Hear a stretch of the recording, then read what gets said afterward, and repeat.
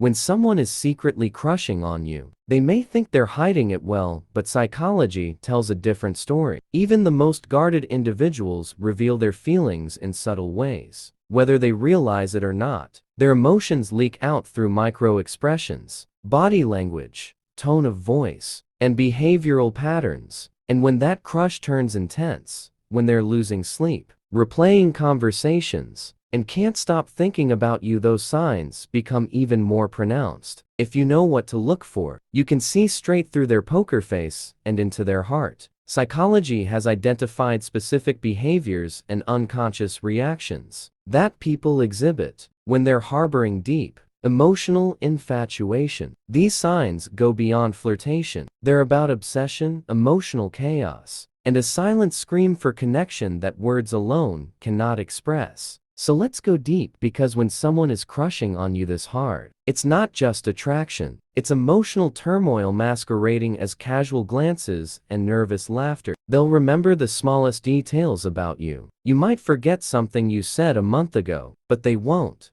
Whether it was your favorite snack, the way you like your coffee, or a random story you told about your childhood, they remember it all. This isn't just good memory, it's selective emotional imprinting. Psychology reveals that when someone is emotionally invested in you, your words get tagged in their brain as significant. That's why they recall them with shocking accuracy. It's a form of emotional echo. Your presence leaves a mark, and their subconscious keeps replaying it. Even if they try to act chill, their mind is holding onto every piece of you like it's treasure. That intensity, it's not ordinary. It's a crush they can't control. You'll notice changes in their energy around you. One moment, they seem confident and funny. The next, they're fidgeting, stuttering, or oddly quiet. That's not coincidence. That's psychological dissonance, caused by conflicting emotions, their desire to impress you, battling their fear of rejection. When someone is crushing hard, their nervous system goes into overdrive in your presence. Their pupils may dilate, their heart rate increases, their voice might shake, or they may laugh more than necessary. It's the body's response to emotional overload. Even if they're usually smooth or social around you,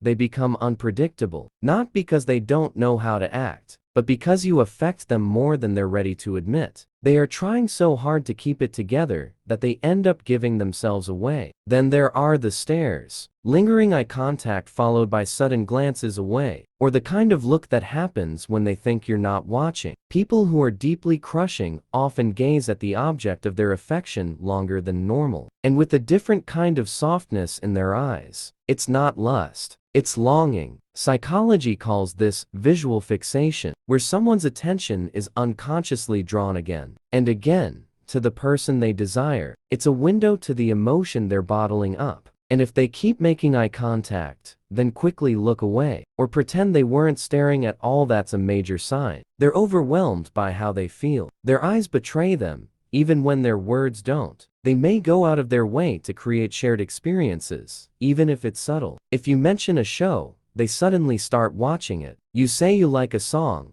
and it ends up on their playlist. They offer help with things they don't normally volunteer for, just so they can be around you. Psychology labels this behavior as mirroring interest, where someone subconsciously adopts the likes, habits, or values of the person they're attracted to. It's not manipulation, it's emotional gravity. They want to feel closer to you, even if they have to invent reasons to do so. And the more intense their crush, the more they'll manufacture these moments, because even a 5-minute conversation with you feels like a win. Another unmistakable sign is jealousy, especially the kind they try to hide. Pay attention to how they react when you talk about other people. Do they suddenly go quiet? Do their jokes turn sarcastic? Do they ask questions that feel a little too personal? Even if they try to seem indifferent, their micro-expressions, those tiny flashes of emotion on their face, often give them away. Psychology shows that jealousy isn't always loud. Sometimes it's subtle, a shift in tone, quick change in subject, or a forced laugh when you mention someone else. When someone's crushing hard, they struggle to process the idea of you being emotionally attached to someone else. It's not possessiveness, it's fear that they'll never get to be the one you choose. They become hyper-aware of their behavior around you. Ever notice them fixing their clothes, adjusting their posture, or checking their appearance before talking to you. That's not vanity, it's subconscious attraction. When someone has a serious crush, they instinctively want to present the best version of themselves. Psychology calls this impression management. It's an automatic response that kicks in when our brain senses romantic opportunity. Even people who aren't usually self-conscious suddenly become highly alert to how they're perceived. They try to be funnier, kinder, more helpful, all in an effort to increase your perception of them. And ironically, this often makes them more obvious, not less. There's also emotional vulnerability. If someone starts opening up to you in ways they don't with others, sharing their fears, talking about childhood memories, confessing their dreams, that's no accident. People who are emotionally attracted often form what psychology calls a safe emotional bubble with the person they desire. They feel seen by you,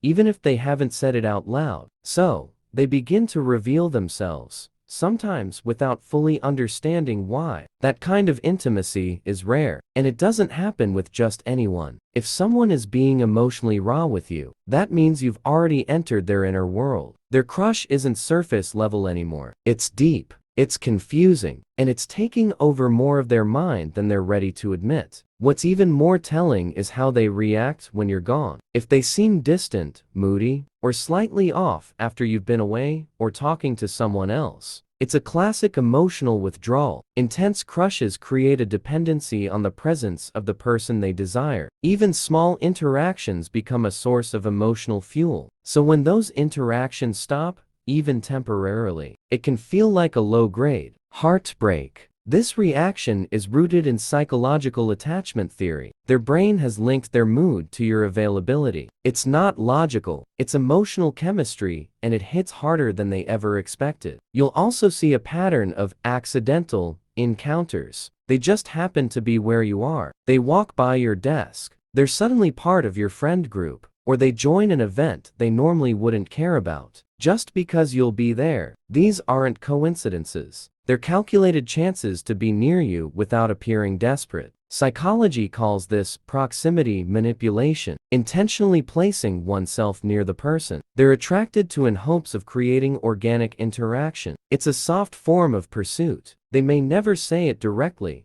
but their consistent presence is a silent confession. Their communication becomes erratic. Sometimes they'll text right away, other times they disappear. They leave comments on your posts, then ghost for a day. This inconsistency is not because they're playing games, it's because they're internally conflicted. Crushing hard creates a mental storm of what-ifs and overthinking. Should I text first? Am I being too obvious? Do they like me back? That emotional tug of war shows up in how they communicate. It's rarely smooth. It's hesitant, inconsistent, and emotionally charged. But one thing's for sure, if someone thinks about you more than they should, they'll always find some way to stay in your digital orbit. They laugh more around you, even at things that aren't that funny. That's not just friendliness, it's a dopamine response. Psychology explains that laughter is a bonding mechanism, especially when someone is attracted. It's how we unconsciously try to create connection and signal comfort. When someone's crushing hard, they crave that emotional connection, and laughter becomes a bridge. Their giggles, chuckles, and smiling at your jokes, even the bad ones, are all symptoms of emotional intoxication. They're not faking it. You simply make their brain light up in ways they didn't expect. They may also become oddly protective, stepping in when you need help,